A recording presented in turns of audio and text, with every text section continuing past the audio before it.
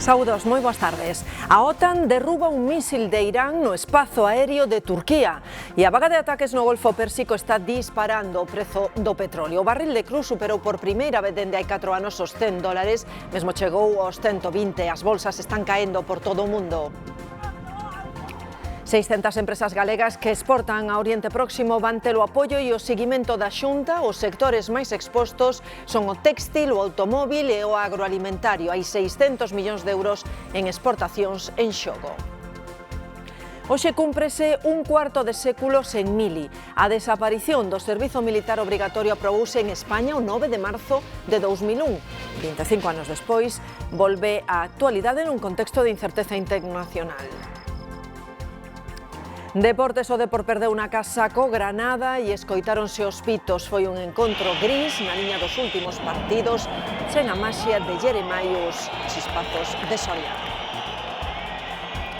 Esta tarde teremos chubascos que irán remitindo co paso das horas. As chuvias serán en forma de neve na montaña, coa cota nos 1000 metros e baixando. Todo o panorama con moita sensación de frío porque baixan as temperaturas.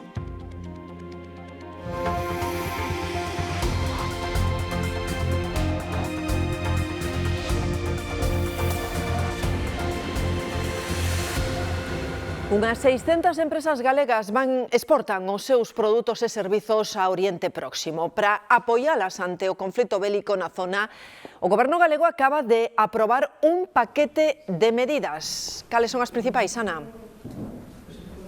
Sí, a primeira será reunir mañá mesmo a mesa de apoio logístico para analizar con esas empresas posibles cambios nas rutas comerciais e tamén outras medidas de apoio que poidan necesitar esas empresas que son na súa maioría do sector téxtil, agroalimentario e alimentación. A Xunta analiza tamén o impacto que está tendo o aumento do prezo do petróleo noutros sectores económicos. Aquí en Galicia, en esa liña, Alfonso Rueda destaca a importancia de que Galicia avance na súa autonomía enerxética para depender menos das incertezas no escenario internacional. Unhas 600 empresas galegas exportan os seus produtos e servizos a esta parte do mundo, a Oriente Medio, e delas 200 teñen unha relación comercial estable.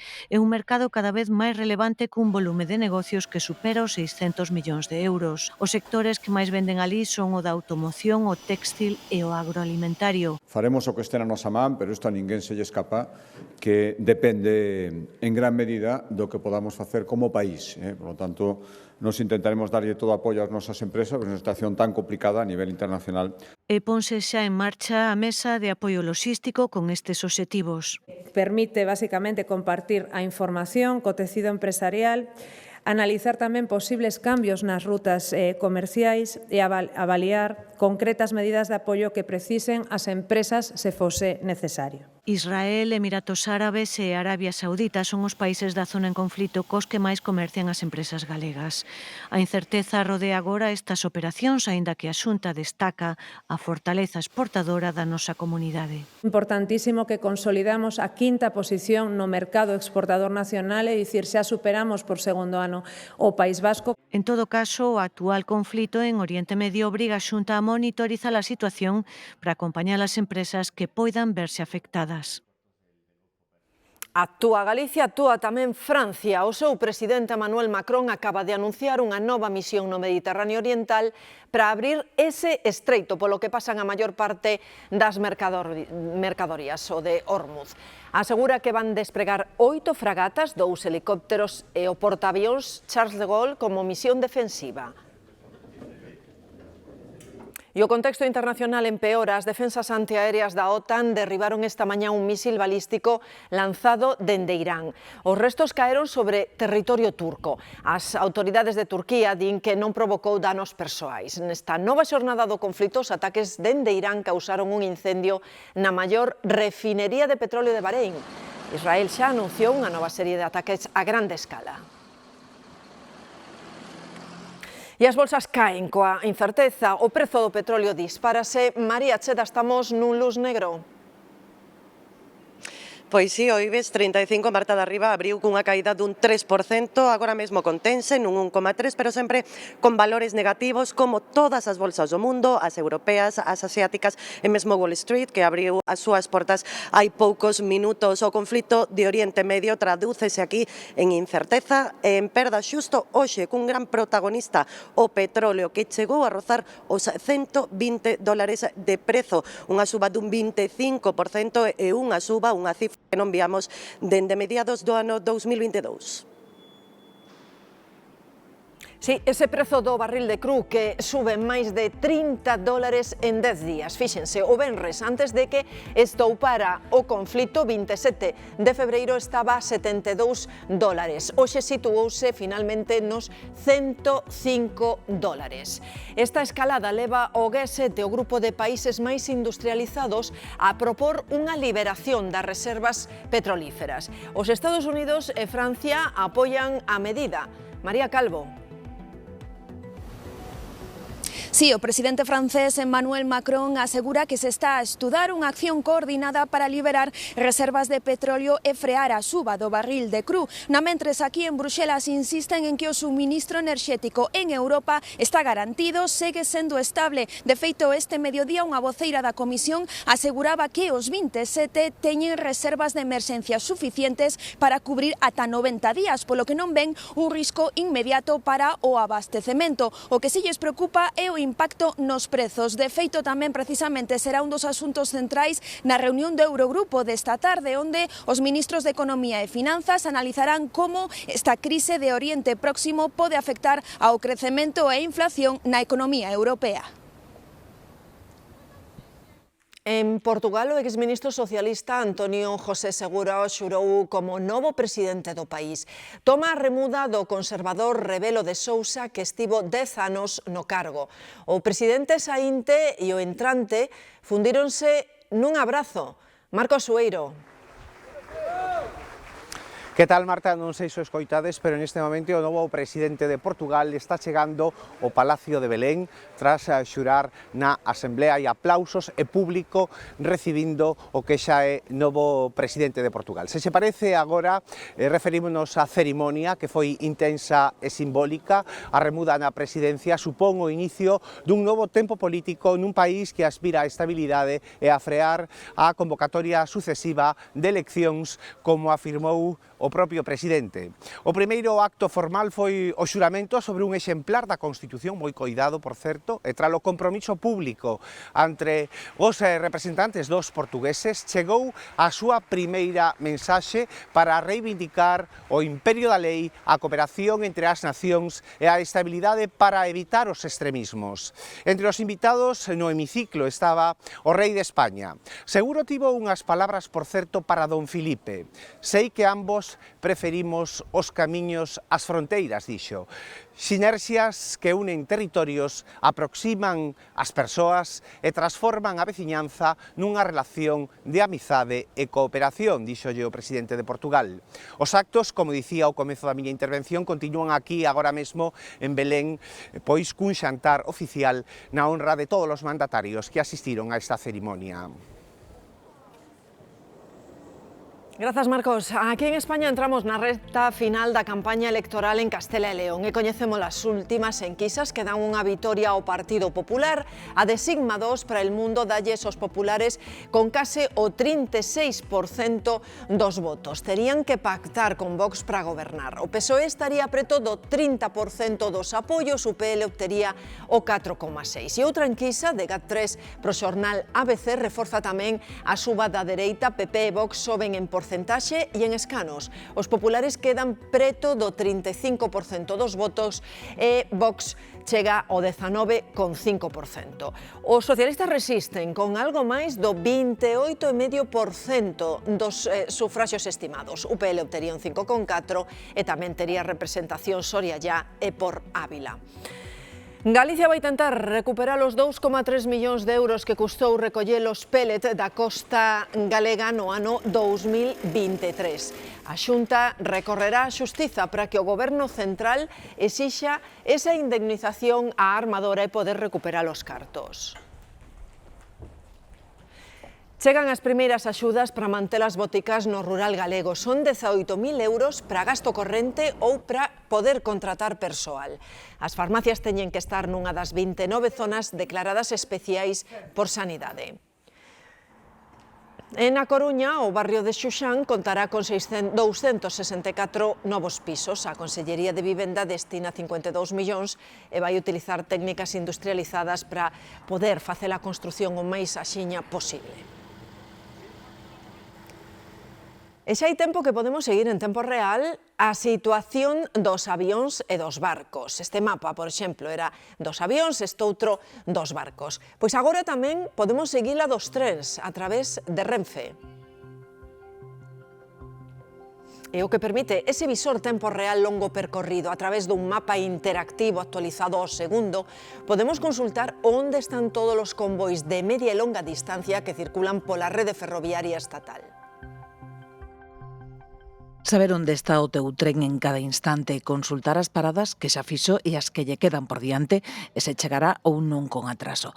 Todo isto xa é posible para os usuarios dos servizos de alta velocidade, longa e media distancia de Renfe grazas á nova web que está xa operativa. Habendo todo o que ten habido últimamente, de problemas de retrasos, de anulacións das folgas, pois ter esa información é moi valiosa, pois que queremos chegar a tempo ao noso destino. Ti cando seleccionas unha liña, diche o número do tren, cal é a ruta entera que fai, onde para, se leva retraso. A veces cuando llegas aquí a las 7:22 y pone el retraso 50 minutos, igual me cundía más verlo en casa desayunando tranquilamente y decir, bueno, voy 30 minutos más tarde a la estación.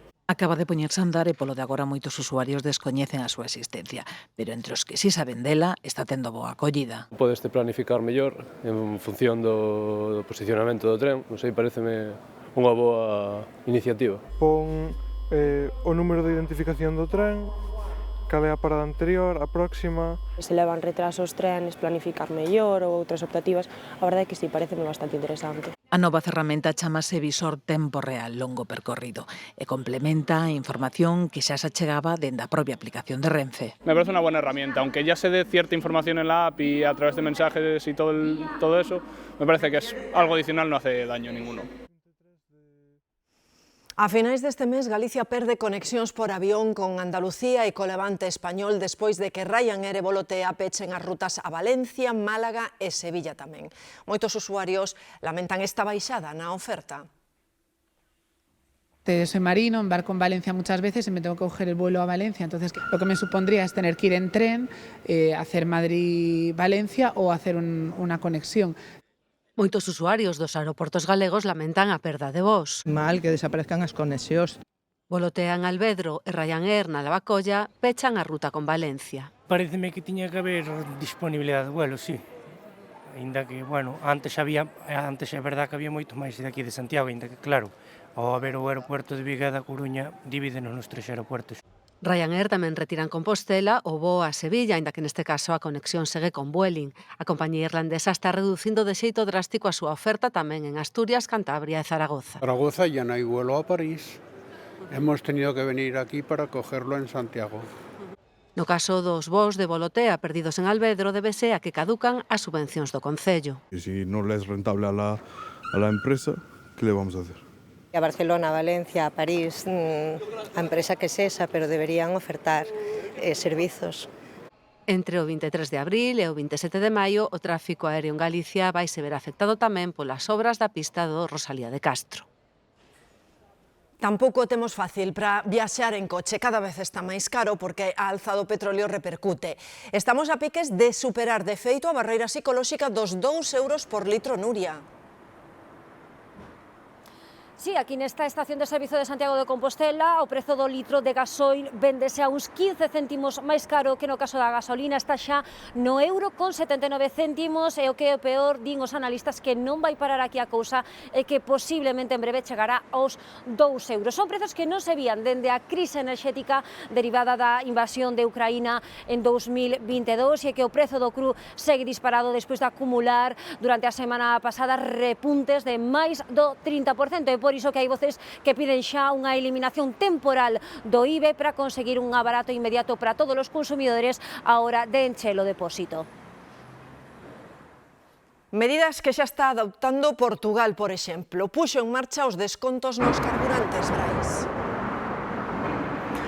Agora mesmo aquí a gasolina de 95 octanos xa custa 1,85 euros e o diésel chega a 1,90. Prezos disparados malia o recente desconto nos impostos dos combustibles de 3,5 céntimos por litro, sempre cando o diésel ou a gasolina se encarezan en máis de 10 céntimos fronte á semana pasada. Por iso, de momento, o desconto só aplica ao diésel, que de outro xeito chegaría a 1,93 euros. A Asociación de Distribuidores de Carburantes Portugueses piden descontos aínda máis agresivos para poder competir cos precios españois e evitar que os portugueses crucen a raya para encher o depósito. Soben tamén o gasóleo agrícola e os fertilizantes nos mercados. Vendedores e clientes fanse a idea de que facer a compra vai nos sair máis caro, Mónica. O gasóleo agrícola, o coñecido como gasóleo B, que empregan este tipo de vehículos, reacciona ao conflito en Oriente cunha suba fulminante. Para os agricultores encher o depósito dos seus tractores hai case un 40% máis caro desde que comezou a guerra. O campo enfrontase a unha suba de prezos, denuncia estes incrementos especulativos e anuncia protestas. Sobre todo a especulación das grandes distribuidoras, porque é imposible que o crudo, que desde que subo o crudo hasta que chega aquí pasan máis de 15 días e a suba foi inmediata. O prezo do combustible non é a única preocupación. O campo enfrontase tamén a unha suba dos fertilizantes. Isto é debido ao aumento das cotizacións do gas natural no mercado mundial, un elemento básico para fabricar moitos tipos destes fertilizantes imprescindibles para os agricultores. Os almacéns de venda como este prepáranse para un forte incremento dos prezos. Pero os fertilizantes si van directamente vinculados un pouco ao petróleo. De feito, tuveron xunto miña o viajante da zona e me comentou que incluso pararon a fabricación para abonos de erva porque querían un pouco intentar abastecer a xente para o maíz. E chegamos aos mercados. Aquí será onde a suba do gasóleo agrícola e dos fertilizantes repercutirá directamente no peto do consumidor. Notarémolo sobre todo nas legumes, nas patacas e na froita, que experimentarán un incremento dos prezos. De momento están estabilizados, pero bueno, isto en calquer momento, de un momento a outro, cambiará, supoño. Eso hai que consumilo, sí o sí, y va a subir todo, o sea, la leche, el pan, todo va a subir. Que vai a subir todo outra vez e hai que aguantar. E quen paga? E quen paga? Nós. Pois se teñen que poñer esta tarde unha lavadora tamén van pagar. Deben evitar, se queren, o tramo que vai de 7 a 8 da tarde para pagar o menos posible. Disparouse o prezo da luz e o pico vaise producir a esa hora que lles digo. A tensión nos mercados mundiais dispara o prezo da enerxía e expertos que apuntan ata un 50% no recibo da luz. Está la cosa pinta mal, pinta mal. Unha escalada de prezos que xa está chegando aos fogares. Os consumidores comezan a buscar alternativas. Hai que tomar medidas, hai que poner menos lavadoras, menos lavavajillas, cocinar cosas rápidas. E que os electrodomésticos representan un 55% da factura dunha vivenda. Se botamos contas... Quizá a secadora sexa o electrodoméstico que máis consume nun fogar, vale? Porque é o aparato que máis kilovatios gasta por hora.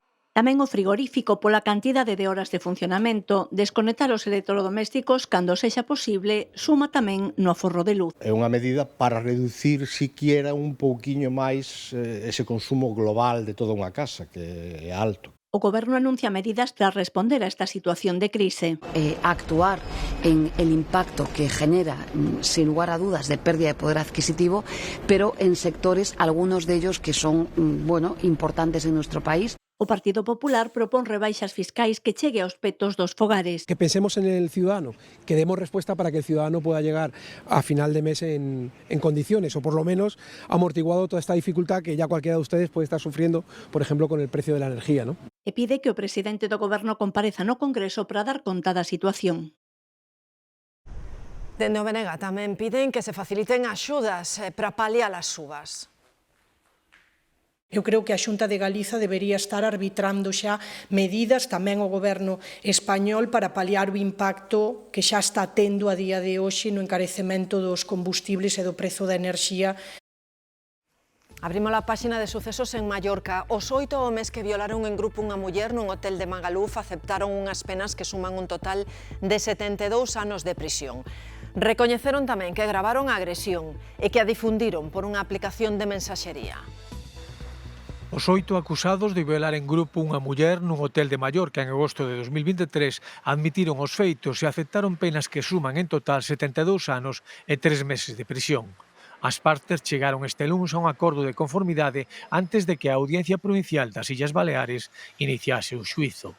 En virtude deste acordo, 6 deles foron condenados a 13 anos e 3 meses de prisión por un delito de agresión sexual e outro contra a intimidade. Os outros 2 aceptaron 2 anos e 3 meses de cárcere por un delito contra a intimidade. A todos eles o tribunal recoñeceulles a atenuante por reparación do dano. Segundo recoñeceron, levaron a vítima á habitación do hotel onde se aloxaba un deles e durante media hora, aproveitándose do estado de inconsciencia da muller, a espiron, a someteron de tocamentos e a violaron repetidamente. Ademais, gravaron as agresións sexuais cos seus teléfonos móviles e despois compartiron as imaxes a través dunha aplicación de mensaxería instantánea. Inicialmente, a Fiscalía solicitaba para os 8 homes penas que sumaban os 153 anos de prisión e unha indemnización conxunta de 190.000 euros. Os agora condenados levan en prisión desde poucos días despois de cometer a agresión sexual. E un xulgado de Madrid admite unha segunda denuncia contra Íñigo Errejón por agresión sexual. A denunciante di que foi en outubro de 2021. Asegura que estiveron en contacto dende un mes antes e que o 16 de outubro dese ano, despois dunha festa, o exvoceiro de Sumar agrediuna sexualmente no seu domicilio. A denunciante pediu ao xulgado que a considere testemuña protexida. Aquí en Galicia, a Audiencia Provincial de Pontevedra absolve o policía local de Vigo acusado de violar a irmá dun amigo. Os magistrados cren probado que os dous mantiveron relacións sexuais no coche del, pero din que non quedou demostrada a falta de consentimento, xa que consideran pouco fiable o testemuño da denunciante. Agora, ela pode recorrer ante o Alto Tribunal Galego. Para evitar as agresións sexuais mediante submisión química, estáse estendendo o uso dunhas pulseiras, chamadas pulseiras centinela. Son capaces de detectar se unha bebida foi adulterada con drogas. Xa hai concellos que as reparten nas festas. Coñecen as pulseiras centinela. Son un sistema rápido para detectar en poucos segundos a presenza de drogas nas bebidas. Disponen de 2 sensores, cada uno de ellos detecta un tipo de sustancia. El primero de ellos detecta el GHB, que es el éxtasis líquido, y el segundo, drogas aminadas, como fueran la ketamina, la burundanga o el MDMA. Para facer o test basta con pôr unha gota do líquido na pulseira. Se cambia de cor, a bebida foi adulterada. Son bastante fiables, ao final son test colorimétricos que levan utilizándose moitísimo tempo. Pódese utilizar tamén como un dispositivo disuasorio, digamos. Entre a mocidade galega pensan que é unha boa medida preventiva. Así tes como unha medida de prevención, que creo é moi boa idea para calqueira persoa, tanto para homes como para mulleres. Unha medida que se debería tomar para acabar con estes problemas de coa sumición química. Sobre todo que non podan ser maltratadas. Eu non a coñecía, pero sí que me parece que é unha medida moi útil para evitar que podan drogar a mulleres e logo violentalas. Cada vez máis concellos reparten as de balde durante grandes eventos. En Castellón van repartir 2.000 pulseiras nas celebracións da Madalena. Incluiría nos puntos violetas, en festivais, en concertos, en eventos onde acuda moita xente. O obxectivo é, claro, a prevención de agresións sexuais por casos de submisión química. No Pacífico esta madrugada houbo outro ataque dos Estados Unidos a unha lancha supostamente vinculada co narcotráfico. Morreron 6 persoas consideradas narcoterroristas pola administración norteamericana. Dende que comezaron estas accións en setembro do ano pasado, abateron 45 embarcacións e deixaron máis de 150 falecidos. O caso dun dos grandes alixos dos últimos anos chega aos xulgados de Vigo. No banco dos acusados sentan 5 persoas supostamente relacionadas cun pesqueiro apreixado en mar aberto hai máis de 3 anos, no que ían 2,8 toneladas de cocaína. Xoel. Sí, un xuizo, Marta, que se está levando a cabo na sección quinta desta Audiencia Provincial de Pontevedra con sede na cidade olívica, un xuizo no marco da operación coñecida como Black Sugar que supuxo a detención dun total de 16 persoas. Agora mesmo son 5 os procesados porque tanto a Fiscalía como o xulgado consideraron que era necesario absolver as outras 11 persoas. O principal investigado está sendo o armador desa embarcación que fora detido na súa casa de Vigo. Para él pídense un total de 13 anos de prisión, entre 8 e 11 anos e medio se pide para o resto dos acusados. Lembremos que o Simeone partira en decembro do ano 2022 do porto de Dakar en Senegal, reunírase con outra embarcación en alta mar para realizar o traspaso dese alixo, pero un motín da tripulación de orixe senegalesa obrigou ao patrón desa embarcación de orixe de Vilagarcía a retornar a porto para deixalos e proseguir posteriormente coa súa ruta cara a España. Finalmente o Simeone foi interceptado fronte ás costas de Tenerife pola Garda Civil. Hoxe comeza este xuizo que se vai prolongar durante 5 xornadas ata o vindeiro 13 de marzo. En Cangas, a veciñanza está farta dos incidentes que provoca a clientela dun bar en pleno centro. A última lea tivo lugar ali e a policía interceptou un coitelo dun tamaño considerable. Todo empezou cun intercambio de palabras que foi subindo de ton. Era media tarde, a plena luz do día. Había, pois, unha pelea dos grupos de chavales e un señor maior, algo dun amigo que ao meu amigo respetas. Sorte dunha chamada a tempo que evitou que a cousa fora máis, porque cando a policía chegou o grupo fuxiu, pero o señor maior ao que se refire a rapaza tiña agochado un coitelo, e pequeno non era.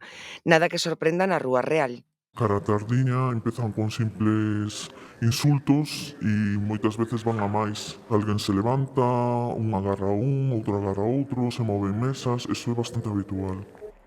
Agocha carrea a voz porque teñen medo. Os enfrontamentos coa clientela do bar que teñen pegado en pleno centro de Cangas son habituais. Cando un non está nas súas plenas facultades, pois ves a unha rapaza nova e te permite só o uso de decir barrabasadas. Barrabasadas que afectan, que doen, que dan medo. Vese de todo a calquera hora do día. De feito, todo apunta que detrás desta última lea podería haber un desacordo por drogas. Eu nunca vin droga en concreto, pero sí vin cambiar billetes, incluso escoitar, mira, aquí tes os teus putos 600 euros. O home que levaba o coitero duns 50 anos e de Cangas e xa tiña antecedentes por delitos diferentes, pero nada relacionado con drogas. En un dos parques industriais máis importantes de Santiago, queixanse de que apenas teñen iluminación porque moitos farois non funcionan. Os empresarios din que é un risco pros seus condutores e tamén pros peóns. Farois danados, dobrados e que non aluman. Así loce o polígono industrial Costa Bella de Santiago a primeira hora do día ou polas noites. A falta de luz nesas franxas horarias supón unha preocupación para os propietarios dos negocios instalados no parque empresarial, que levan tempo denunciando a falta de instalación. Farolas están todas torcidas, todas caídas, e non teñen instalación, vímoslo reclamando xa hai bastante tempo, pero levamos aquí 15 anos e seguimos igual. Non se vei nada de noite ou a mañá. Entonces, pois os empregados, por exemplo, pois teñen medo de atropelos. Con todo, o risco para condutores e viandantes non é o único problema derivado da falta de iluminación. Empresarios e empregados denuncian que tamén causa unha sensación de inseguridade nas horas sen luz natural. De feito, algúns propietarios denuncian numerosos roubos nas súas instalacións. A mí me comentan que a noite ou a mañá temprano, cando non hai luz, pois que tamén sentes un pouco de inseguridade. Sí, os roubos con bastante frecuentes, sí. Eu podo dicir que ao mellor presentei unhas 50 denuncias por roubos. É por todo isto que os propietarios afectados piden que se adecúen as condicións do polígono ás das instalacións das propias empresas, que, por exemplo, si contan con iluminación. Reclaman que esa solución chegue o antes posible e non se tome en serio só en caso de que os problemas teñan consecuencias. O incendio dunha fritideira provocou un bo susto nunha cafetería do centro de Ourense esta mesma mañá. A fumareda foi moi intensa e tiveron que levar ao hospital o responsable do negocio, aínda que non está grave. Por sorte, os bombeiros actuaron moi rápido e impediron que as lapas se extenderan. Iso se a cafetería segue pechada polo cheiro a queimado. Tamén un incendio, pero este moi voraz, fixo colapsar parte da estación central de Glasgow, que é a máis transitada de Escocia. O lume derrubou ademais a cúpula dun edificio histórico contiguo. As lapas comezaron nunha tenda de cigarros electrónicos. E hai outro imputado por este incendio nun local de ocio de Suiza que deixaba, lembren, 41 mortos e 100 de feridos na noite vella pasada.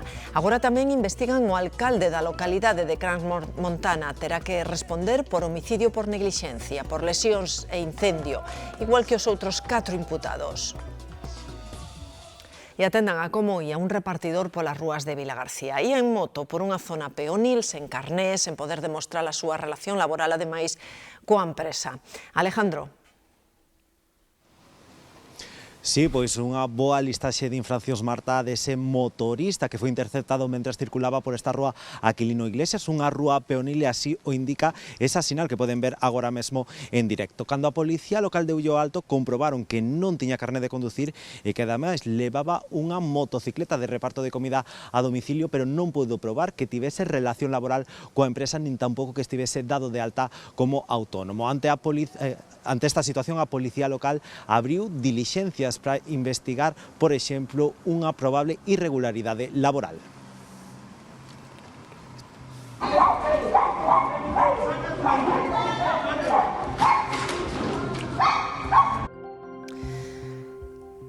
Seguro que lembran esas imaxes que acabamos de ver. A finais de xaneiro, un home ameaza un viandante nunha praza da zona vella de Santiago coitelo en man.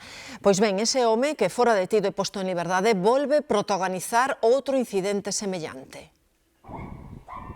Son imaxes gravadas na Praza do Toural este sábado. Un home golpea a outro cunha botella, unha situación de violencia que veciños e comerciantes lamentan que se está a repetir nas últimas semanas con demasiada frecuencia.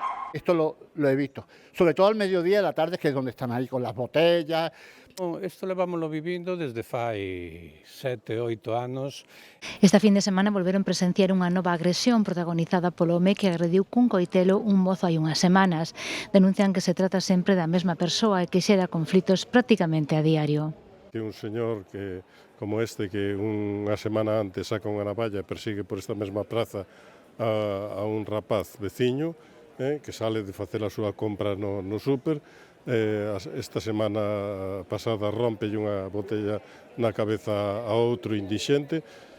Din que o home ten problemas de saúde mental e de consumo de alcohol, por iso piden que se adopten as medidas precisas.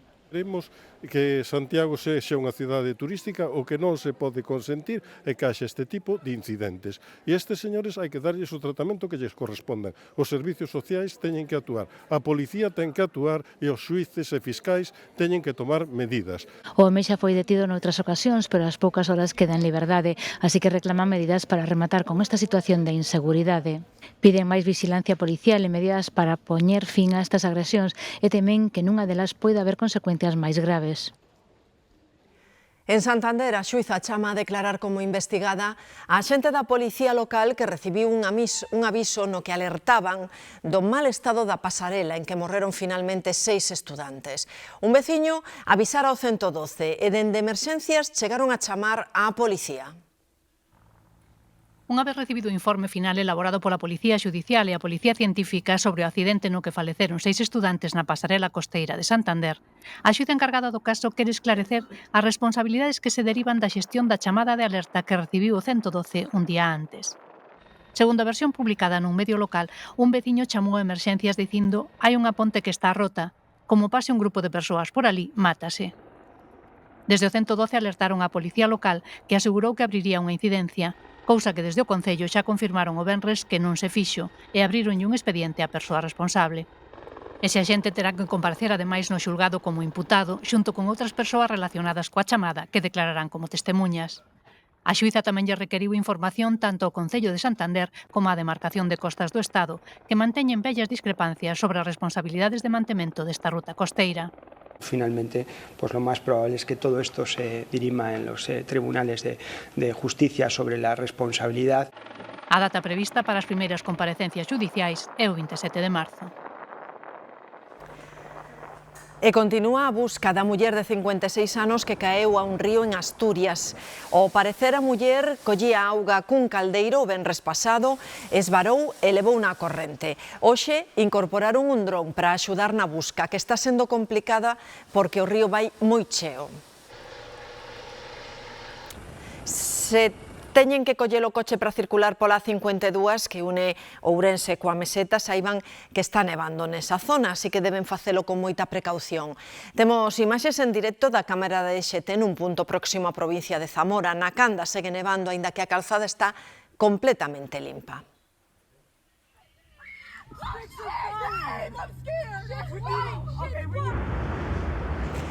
Eran os berros de medo ante a chegada dun tornado en Michigan, nos Estados Unidos. Hai polo menos 4 mortos, moitos feridos e dúcias de vivendas estragadas. As treboadas tan severas prodúcense polo choque entre o aire cálido do Golfo de México e masas de aire frío que proceden do Canadá. Neste estado teñen de media 15 tornados cada ano e no de Texas 10 veces máis. Obligatorio no, porque evidentemente hay mucha gente que no querría y también obligar a la gente pues tampoco es plan. Un día como a hoxe, pero do ano 2001, o daquela ministro de Defensa Federico Trillo anunciaba que remataba a mili en España. Foron 2 séculos de servizo militar obrigatorio. 25 anos despois, recordámolo cos seus defensores e cos seus detractores. Velai que o momento en que sorteaban o destino do último servizo militar obrigatorio para 90.000 mozos españois. O último reemplazo do 97, fíxena. Eu, sin moito problema, fixen amigos, pouco máis que dicir. ¿No? Estuve no hospital militar e tal, pusieron problemas, pero al final libré de la mili, sí. Sí, por supuesto, la mili, ¿no? Un desastre. Bien que la eliminaran, sí. Foi o 9 de marzo do 2001 cando daquela o ministro de Defensa anunciaba «Señores, acabouse a mili».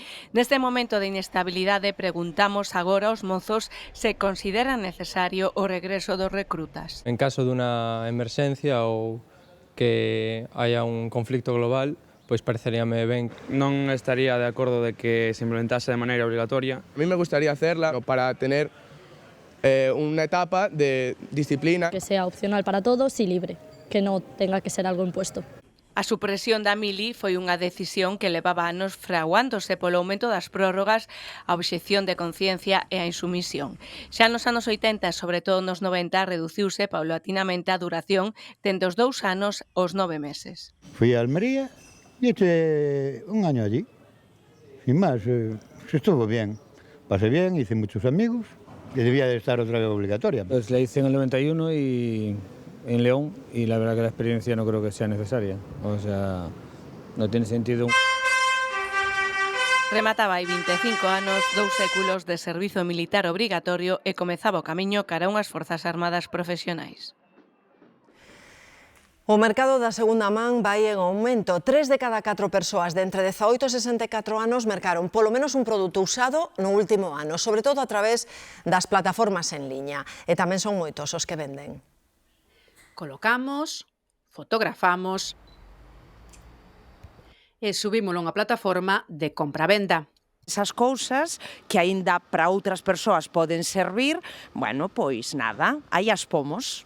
O 41% das persoas entre 18 e 64 anos, segundo unha enquisa da OCU, vende produtos de segunda man.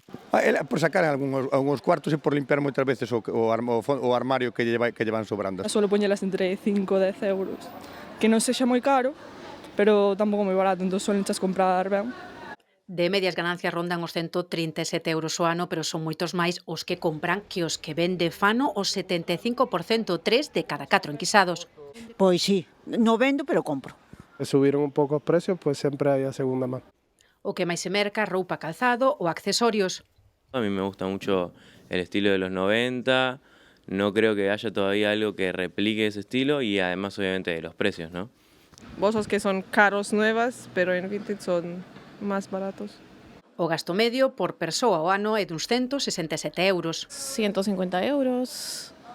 Porque eso, compro máis que nada libros, entre 20 e 30 euros ao mes. Soio vender máis que comprar, entonces comprar o millor 100 euros xa é moitísimo. E vender, por exemplo, canto chegas? Bueno, vender é que como teño vendido hasta dormitorios completos. Un mercado de segunda man en auxe que dende a OCU defenden tanto polo aforro como polo menor impacto ambiental.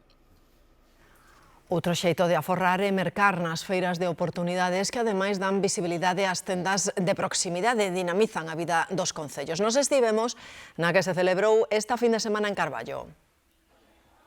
Final de temporada con promocións e descontos de ata o 80%. Son as feiras de oportunidades. Facemos 2 feiras ao ano, esta que sería para liquidar stocks de inverno, e despois en setembro facemos a de liquidar stocks de verano, e a verdade é que funcionan as dúas estupendamente. É a primeira vez que vimos, pero bueno, estamos tendo boa resposta. Por ahora, a xente moi ben, acércase, mira, e algún xa comprou. Que roupa non de fai anos, como antiguamente eran os mercados que se facían, e roupa pois, que incluso encontras desa temporada con pequeno desconto ou da temporada pasada a uns precios, bueno, de escándalo. O sector téxtil ten maior presenza, mais hai outros moitos, entre eles o dos xoguetes e xogos innovadores. Lo que les trae a nuestra tienda es un poquito la curiosidad de qué es lo que tenemos, qué es lo que trabajamos y el valor añadido que nosotros le damos es que todo lo que tienes en la tienda todo lo sabemos explicar. A Feira de Oportunidades de Carballo cumpriu a maioría de idade con 18 edicións e todo un referente na comarca de Bergantiños. É ese tú a tú, esa proximidade coa veciñanza, no? Tan cercana, tamén non é, porque é comercio local e tamén non é destas propias tiendas, no? Pero é unha oportunidade de xuntar moitos sectores nun só espazo. E a resposta do público? Eu penso que sí, que sempre ten moito éxito, tanto na venta de coches como aquí. Non busco nada en concreto, vim por dar unha volta, pero hai cousas interesantes. De textil, cando está acabando a temporada, que remate de outras temporadas, que che valen igual, e así. Tamén para as criaturas, pois, o que haxa. Penso que atrae moita xente non só de Carballo, e isto pois, axuda aos comercios. E todo xerando un ambiente que contribúe a revitalizar a actividade dos concellos. O socialismo galego fai balance do 8M, din que a loita pola igualdade debe ir acompañada tamén de iniciativas para abolir a prostitución. Nos as socialistas saímos ás rúas detrás da pancarta nas que exixíamos igualdade real e que tamén exixíamos abolicionismo, porque cremos que o feminismo non se pode entender sen condenar tamén a explotación sexual dos corpos das mulleres. Pois comezamos a semana con inestabilidade, con chubascos que pola tarde irán indo a menos, aínda que estarán localizados sobre todo na liña do litoral e tamén na zona da montaña e ademais coa cota que estará nos 900 e 1100 metros subindo durante a madrugada. As temperaturas frescas, xa saben, en canto remates e bicos deportes, falamos máis devagar do tempo. E os chineses que seguen o seu co asunto da industria da robótica humanoide conseguiron grandes avances en robots que fan karate ou tocan instrumentos sen fallar unha nota, pero hai nas aplicacións que importan, esas das que nos serven para aforrar tarefas da casa, pois aí semella que están aínda moi verdes, miren senón a maña que se dan estes prototipos, case que como mandárllelas facer aos fillos adolescentes.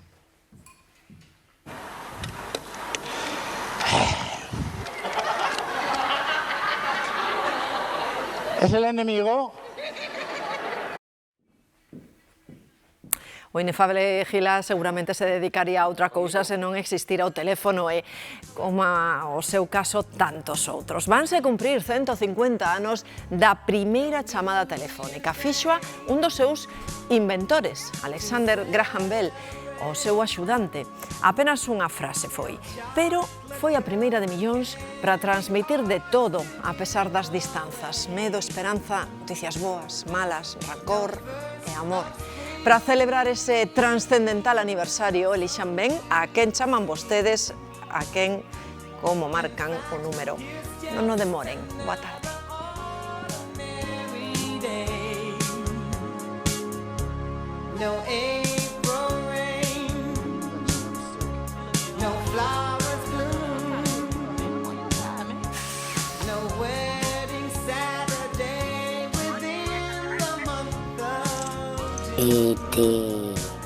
Mi casa, teléfono.